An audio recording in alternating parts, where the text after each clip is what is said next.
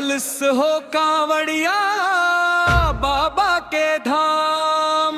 गंगा जल लेके चल दिल में अरमान, देवघर में बसे हैं भोले भगवान। सावन के महीना मनवा भइल मगन, केसरिया रंग में रंगाइल बदन।